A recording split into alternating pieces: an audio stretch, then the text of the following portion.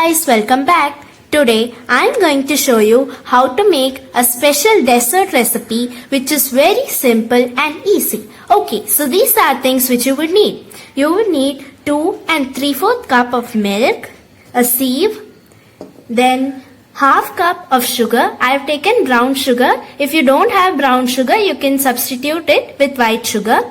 Then quarter cup corn flour. Then 3 tablespoons of cocoa. Make sure the tablespoon which you take, it should not be very much heaped or not too less. Make sure it's in the middle. And then 2 teaspoons of oil.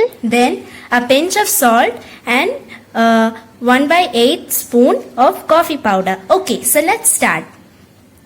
Okay, so first you will need to take any container of your choice in which we are going to set the pudding. If you don't have any container like this, you can also use a ordinary steel plate like this. And if you are taking a glass bowl like this, make sure it's microwave safe.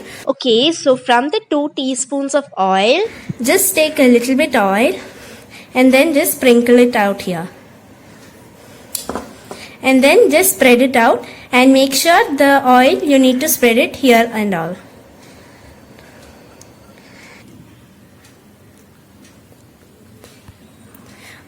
Okay, so I am done greasing the bowl. Okay, now let's keep this aside. Now you need to take a saucepan. In this pan only we will be cooking. Okay, now keep a sieve. Then you will need to add the brown sugar, and if you're using white sugar, no need to add it now.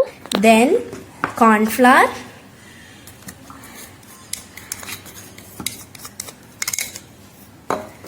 then cocoa powder,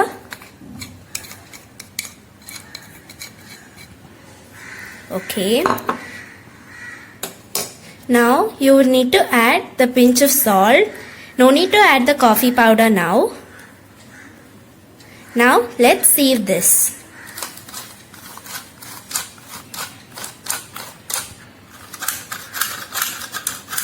Okay, so I am done sieving it. See, make sure there are no lumps. Now just using a spoon you need to mix it. If you are going to add ordinary sugar, you need to add it now and give it a good mix. Since we have already sieved it, already most of it must have got mixed. You can also use a whisk to mix it. See, it will be like this, okay. Now you need to keep this onto the stove. Okay, so I have brought the pan. Now just mix it, and now I have kept it on low flame. So now let's add the milk and make sure the milk you are taking is boiled and in room temperature. So you need to add the entire milk.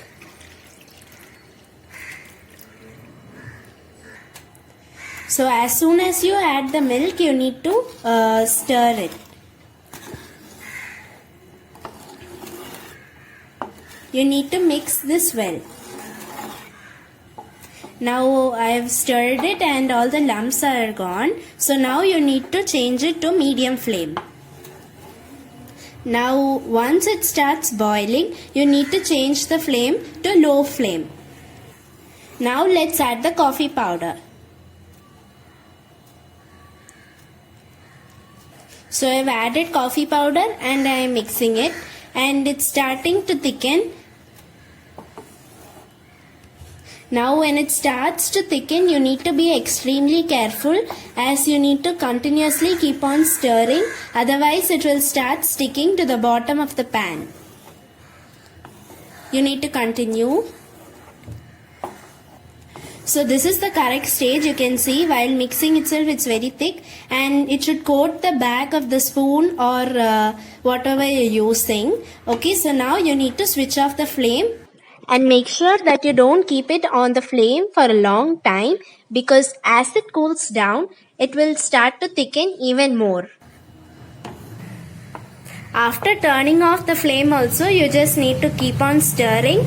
If you don't stir, then a small layer will form on the top. So you need to keep on stirring for about 1 to 2 minutes.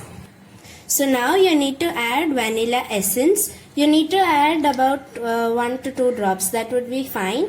If you don't have also, no problem, as the coffee flavor and the cocoa powder flavor is very good. If you have it, you can use it. Now you need to add the remaining oil.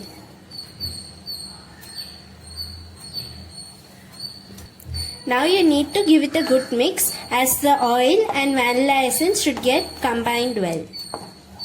Make sure you add the oil and the vanilla essence before it becomes 2 minutes, because if it becomes more than that, then it will start getting set in this pan itself. Okay, now let's transfer this into the grease container. So there is just one more tip to know whether this is the perfect consistency or not. You just need to do like this, and for a second at least it will be divided like this. Okay, so this is the perfect consistency. So let's transfer it into the grease container. So let's transfer it.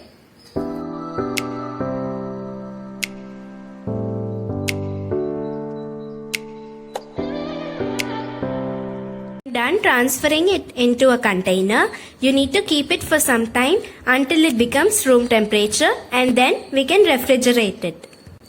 So now it's come to room temperature. You can see a small thin layer has formed on the top. So this is the time when it's come to room temperature, and now you can close it. Now we can keep it into the freezer for about 1.5 hours to 2 hours.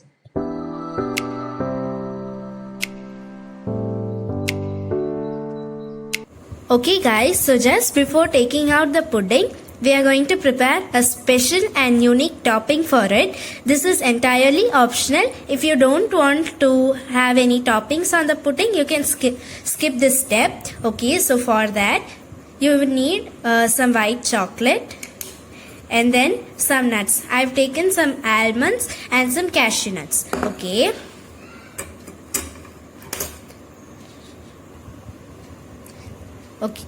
Okay, so I've grated the chocolate now.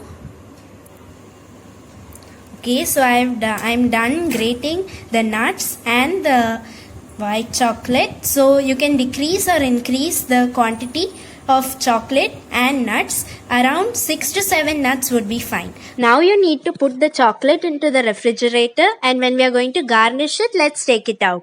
Okay, now let's check how the pudding has come. Okay guys, so I've taken it out of the freezer. So after it's become 2 hours only, it has come for me. It might depend, so it might take about 1.5 hours to 2 hours. So now I'm going to transfer it into another plate. Tada! Our pudding is ready. It's so nice, see? Okay, now let's put the toppings. So for that, first I'm going to sprinkle some nuts. So I'm done sprinkling the nuts. Now next I'm going to sprinkle the chocolates. So I'm done with the chocolate and the nuts. Next I'm going to pour some syrup. You can also melt some chocolate and pour. So I'm just going to pour the syrup.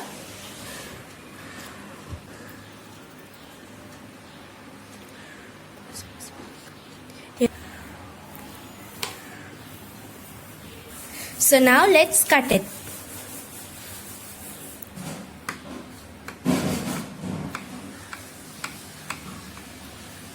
So I'm done cutting it. Now let's transfer some into another bowl. I'm done transferring some into another bowl. It looks very yummy. So now let's taste it. Looks very yummy. It's absolutely amazing. And for sure, you all do have to try it. And hope you guys like this video. If you did, please like, share, comment, and don't forget to subscribe to Jenny's Wonders. Watch you guys in the next video.